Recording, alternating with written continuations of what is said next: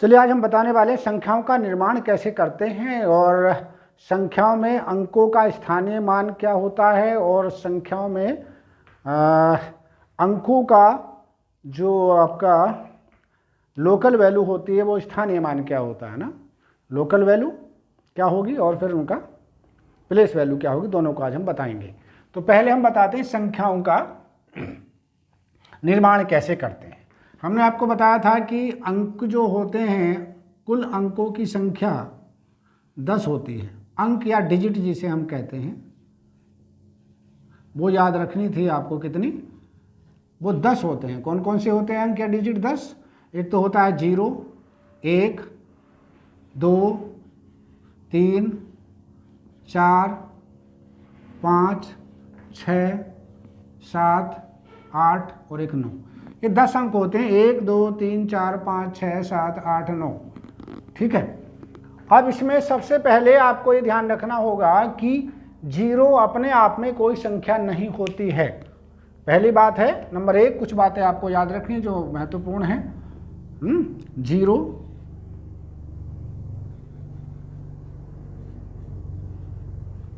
कोई संख्या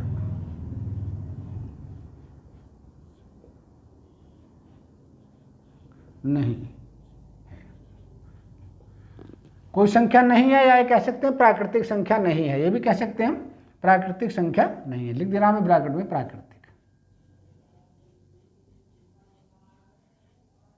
प्राकृतिक संख्या नहीं है।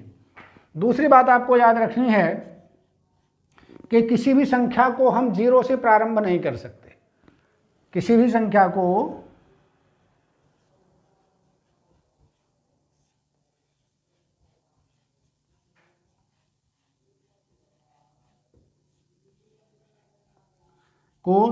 शून्य से प्रारंभ नहीं किया जा सकता। शून्य से प्रारंभ नहीं करते।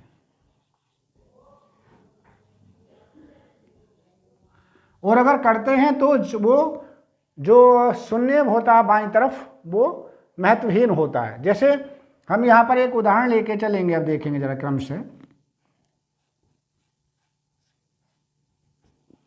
अगर हम पहला ये ले लें, एक अंक की सबसे छोटी संख्या, तो यहां पर लिखा हमने सबसे छोटी संख्या।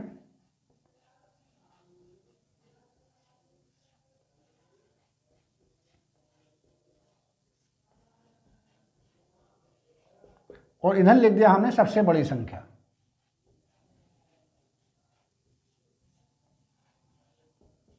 बड़ी संख्या।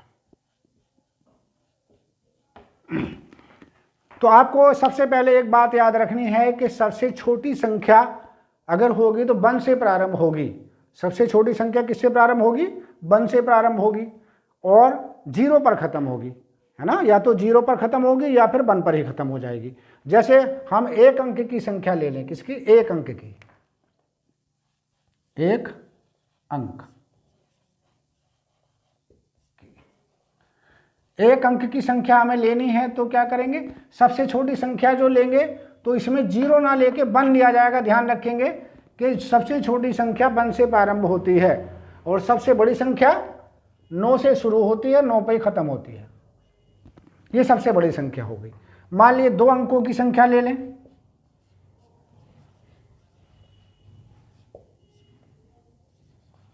अब 2 अंकों की संख्या लिखनी है हमें तो क्या करेंगे? हमने बताया 1 से प्रारंभ करेंगे और फिर सबसे छोटा अंक इसके बाईं ओर लिख देंगे, दाईं ओर लिख देंगे। कौन सा? 0। 1 से प्रारंभ होगी लेकिन 1 पे खत्म नहीं होगी, यानी 2 बार 1 को नहीं लिखेंगे, फिर 0 लिखना होगा। और सबसे बड़ी संख्या लिखनी है तो 99 2 बार लिखना होगा। इसी प्रकार से 3 अंकों की अगर चाहिए आपको,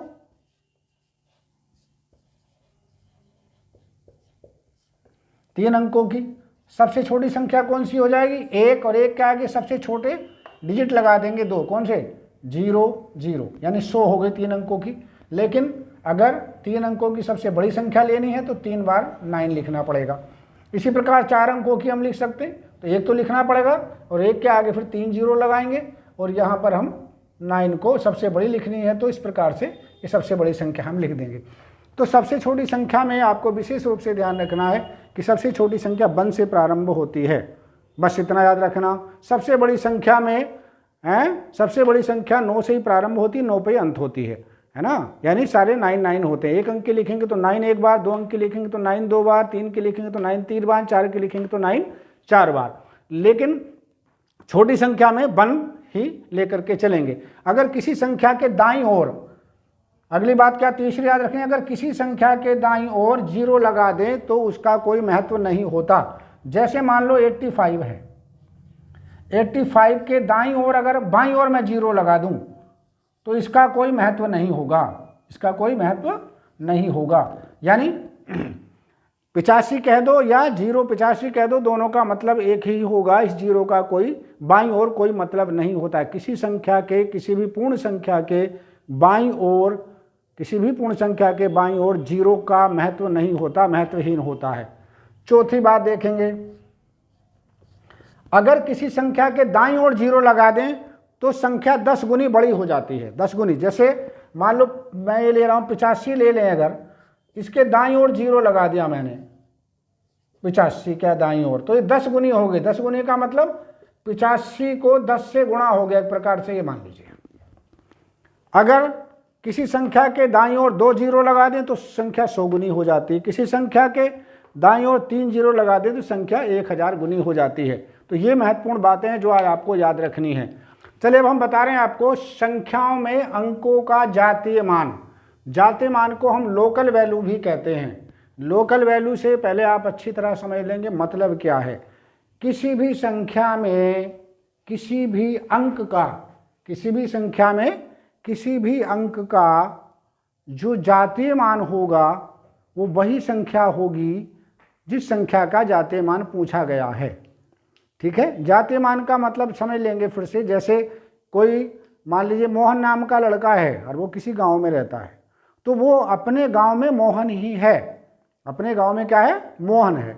और मान लीजिए वो कहीं बनारस में है और एसडीएम की पोस्ट पर है, तो उस पोस्ट पर जो उसकी वैल्यू है वो एसडीएम की वैल्यू है। लेकिन जब वो गांव आएगा, है ना, तो गांव में जो लोकल वैल्यू होगी उसकी, उसे क्या कहेंगे लोग, मोहन ही कहेंगे। तो ऐसे करके जैसे हम ये कहें, एक एक करके थोड़ा सा देख ले, छोटे छोटे एग्जाम्पल। मान लीजिए मैं कहूँ 3 5 7 9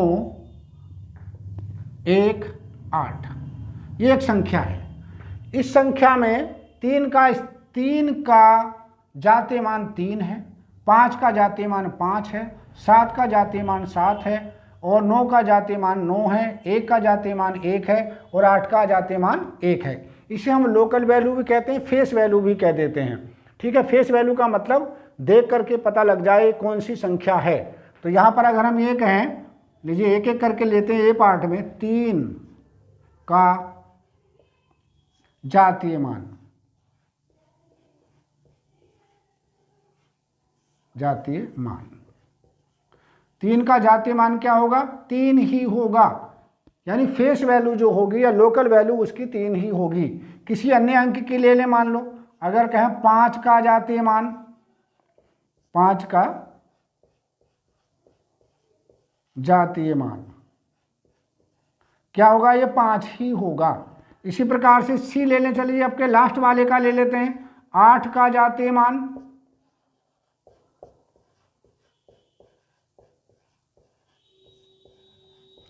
तो बहुत आराम से इनको समझना, 8 का जातीय मान 8 होगा। तो किसी भी संख्या का जातीय मान अगर पूछेंगे तो कंफ्यूज नहीं होना है, सिर्फ जातीय मान या लोकल वैल्यू या फेस वैल्यू कोई परिवर्तन नहीं होती। 3 का पूछें तो 3 का जातीय मान 3 होगा, 5 पूछा तो 5 का जातीय मान 5 होगा, 8 पूछा है तो 8 का जातीय मान 8 होगा। तो बहुत सरलता से इनको समझना, छोटे छोटे पार्टों में याद करना। अगर एक साथ आप सबको पढ़ने की कोशिश करेंगे तो कंफ्यूज हो जाएंगे, इसलिए छोटे छोटे भागों में इनको पढ़ने की कोशिश करना है। तो जैसे 7 का जातीय मान 7 ही होगा, 9 का जातीय मान 9 ही होगा, 1 का जातीय मान 1 ही होगा, 8 का जातीय मान 8 ही होगा। तो ये मैंने बताया संख्या में है, संख्याओं में अंकों का जातीय मान पता करना। अब देखिए, अब निकालते किसी भी संख्या में अंकों का स्थानीय मान ज्ञात करना।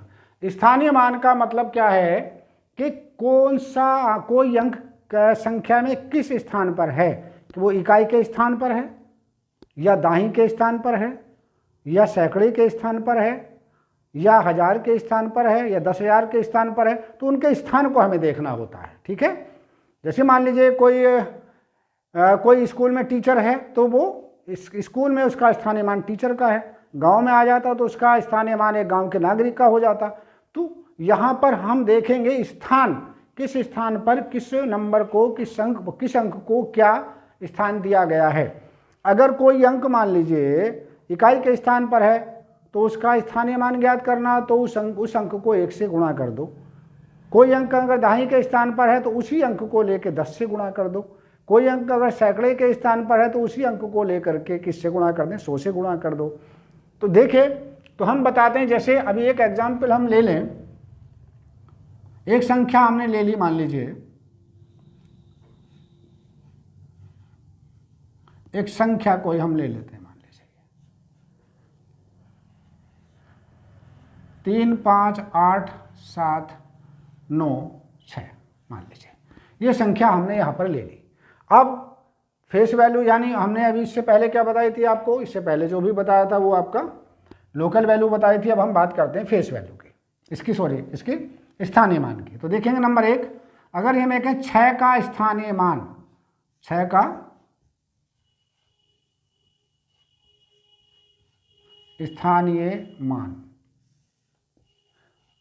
स्थानीय मान निकालना है, तो देखेंगे 6 किस स्थान पर है। स्थानीय मान का मतलब किस स्थान पर रखा हुआ है, वो इकाई के स्थान पर है या तो कहाँ रखा हुआ, इकाई के स्थान पर है। इकाई दाईं करेंगे ना तो 6 गुणा 1 कर देंगे तो इसका स्थानीय मान 6 आ जाएगा। मान लीजिए दूसरा हम लेते हैं भाई 9 का स्थानीय मान, किसका, 9 का स्थानीय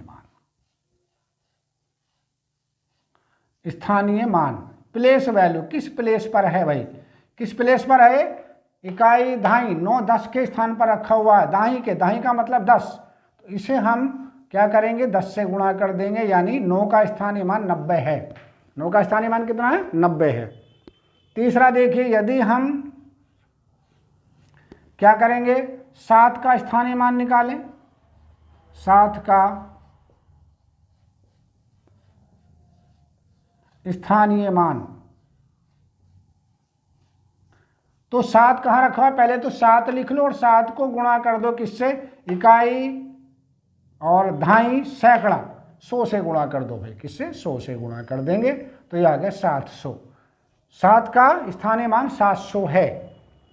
चौथा देख लीजिए, अगर हम कहें 8 का स्थानीय मान,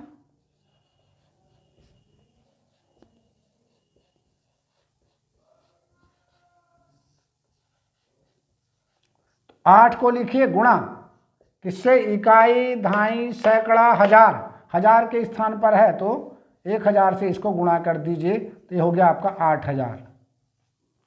इसी प्रकार नंबर 5 पर अगर हम ले लें 5 का स्थानीय मान,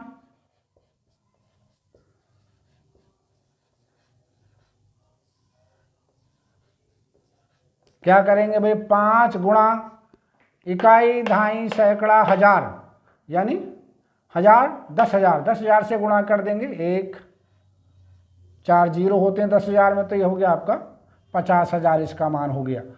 इसी प्रकार लास्ट में देखेंगे 6ठे नंबर पर 3 का स्थानीय मान,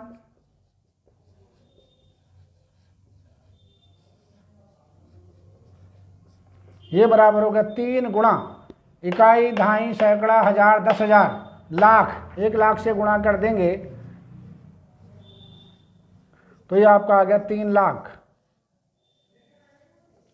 तो ये स्थानीय मान निकालने का तरीका। अगर आपसे पूछा जा रहा है कि 3 का स्थानीय मान बताओ, 6 का, 5 का, तो इस प्रकार से करेंगे। लेकिन अगर मान लीजिए ऑब्जेक्टिव सवाल दिया गया है, क्या दिया गया, ऑब्जेक्टिव सवाल दिया गया है, तब आपको ऐसे करने की आवश्यकता नहीं, तब आप एक क्षण में कैसे कर सकते हो देखेंगे। 6 का स्थानीय मान 6 लिख देंगे अगर इकाई के अंक पर है। 9 का पूछ रहे हैं तो 9 लिख के उसके दाईं ओर कितने अंक है उतने 0 लगा दीजिए। 9 के दाईं ओर कितने अंक हैं, 6 अकेला है तो इसको 0 बना दीजिए, बस 90 आ गया। मान लो 7 का स्थानीय मान पूछ रहा है तो 7 के दाईं ओर कितने अंक हैं, 1 और 1 2, तो 7 के आगे 2 0 लगा दीजिए। देखिए 8 का स्थानीय मान पूछ रहा है तो 8 के आगे दाईं ओर जितने अंक हो उतने जीरो बना दो, 1 2 3, तो 8 के आगे 3 जीरो लगा दो। 5 का पूछना है तो 5 के दाईं ओर कितने अंक है, 1 2 3 4, तो 8 के आगे 4 जीरो लगा दो। 3 का स्थानीय मान पूछना है तो कितने जीरो लगाने, 3 के आगे 3 लिखो, उसके आगे 1 2 3 4 5 जीरो लगा दीजिए, तो ये हो जाएगा। लेकिन अगर ऑब्जेक्टिव नहीं है, आपका डिस्क्रिप्टिव पूछा, तो फिर आपको इस प्रकार से करना होगा।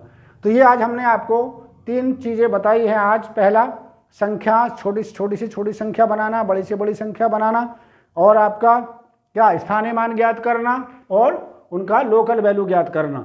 कल हम आपको बहुत इंपॉर्टेंट चीज़ बताएंगे, किसी भी अंक को रोमन लिपि में कैसे लिखते हैं, कैसे पता करेंगे कि बड़ी से बड़ी संख्या को रोमन लिपि में कैसे लिखा जाता है। बहुत सरल तरीका आप लोगों को बताएंगे। धन्यवाद।